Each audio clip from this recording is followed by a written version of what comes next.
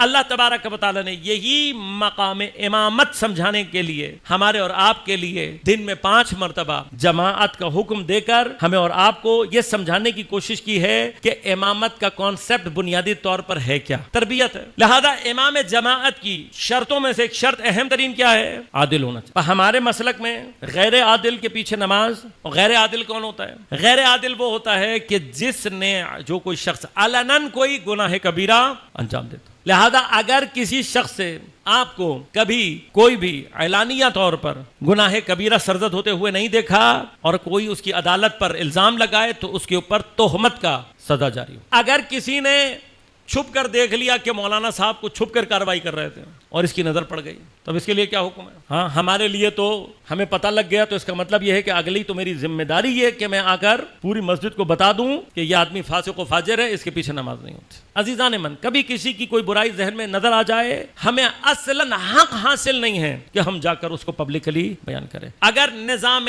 حکومت اسلامی ہو باقاعدہ تو ایسے شخص کے اوپر کہ جو کسی کے گناہ کو ثابت نہ کر سکے گناہ گواہوں کے سمیت، اس کے اوپر تہمت کی سزا لگتی ہے باقاعدہ، اس کی اپنی گواہی ہمیشہ کے لیے۔ اور تہمت، اب یہ مسئلہ ہے، آپ کسی کی عدالت کے چکر میں جو اس سے متعلق تہمت لگا رہے ہیں، اب یہ تہمت کے زمرے میں آئے گی، یہ تہمت کے زمرے میں آئے گی، آپ کی اپنی عدالت خطرے میں پڑ جائے گی۔ لہذا کیا کریں؟ فرمایا کہ حتیٰ اگر آپ کے لیے اس کے پیچھے نماز نہ پڑھنے سے بھی اس کی آبرو جانے کا ڈر ہے تو آپ کو یہ بھی حق حاصل نہیں ہے کہ آپ اس کے پیچھے نماز چھوڑ دیں۔ کیا کریں؟ فرمایا کہ چپ چاپ فرادت کی نیت سے نماز پڑھو، خبردار تمہیں حق حاصل نہیں۔ یہ امام جماعت کی عزت ہے جو اللہ تبارک و تعالی چاہتا ہے، لیکن شرط اصل میں کیا ہے؟ عدالت، عادل ہو، اور پھر باقی جتنی صفات اس میں بڑھتی جائے۔ اب جتنی صفات اس میں بڑھتی چلی جاتی ہیں اتنا ہی جماعت کی کیفیت اپنے اندر خود بخود مقامات پیدا کرنا شروع کر۔ جماعت کا جیسے ہی تصور آتا ہے خود بخود آپ کی جو ثواب کی کیفیات ہیں وہ تبدیل ہونا شروع ہو جاتا ہے۔ آپ اپنے گھر میں نماز پڑھنے کے لیے کہیں سے کہیں چلے جائیں، نماز کی نیت سے جا رہے ہیں، ثواب نہیں ملے گا، لیکن جیسے ہی مسجد میں جماعت کی نیت سے گھر سے قدم باہر نکلیں گے،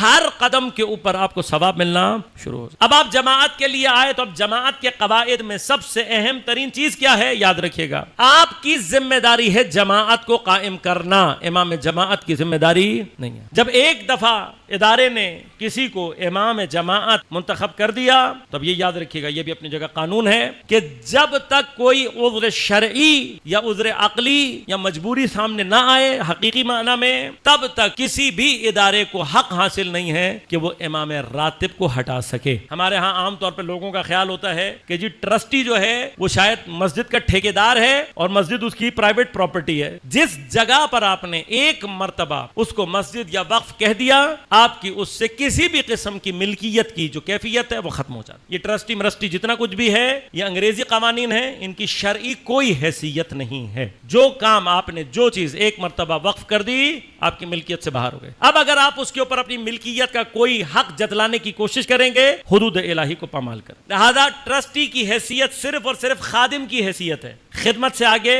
یہاں کوئی اجارہ داری نہیں ہے۔ جب تک کوئی عذر شرعی نہ آ جائے کسی کو یہ حق حاصل نہیں ہے۔ لہذا یہ ہو سکتا ہے کہ پوری مسجد پورا ٹرسٹ مل جائے اور مل کر کہے جی ہم نے اس عالم کے پیچھے نماز نہیں پڑھنی، دوسرا مولوی لے آؤ۔ اگر اس شخص کے لیے کوئی عذر شرعی آپ کے پاس نہیں ہے، آپ نے زبردستی کسی اور کو امام لایا، اس شخص کو اگر یہ بات معلوم ہوئی کہ جس سے ہٹایا گیا ہے اس کا کوئی ایسا کام نہیں تھا، کوئی ایسا عذر شرعی نہیں تھا، اس کی عدالت ساقط نہیں ہوئی تھی اور وہ شخص وہاں نماز پڑھا ہے، اس کی اپنی عدالت ساقط ہو جائے گی۔ جتنے لوگ اس کے پیچھے نماز پڑھیں گے سب کی نماز باطل۔ دین کو مذاق نہ سمجھیں۔ آپ کا اور ہمارا کام مسجد کے امام کے لیے یہاں تک تھا کہ شروع میں ہم عادل کو دیکھ کر لگا دیں۔ ایک دفعہ ہم نے عادل کو دیکھ کر منتخب کر دیا اس کے بعد ہمارا رائٹ ختم ہو جاتا ہے، کوئی رائٹ۔ مسجد کے امام پہ ہمارا اختیار نہیں چلتا، امت کے امام پہ ہمارا اختیار کیسے چل سکتا ہے؟ اللہ نے نہیں دیا کسی کو اختیار۔ اب یہ جو مسجد کا امام ہے غور کیجئے گا، اگر سچویشن میں نے آپ کو بتا دی، مسجد نے آغا صاحب کو اپوائنٹ کیا تھا،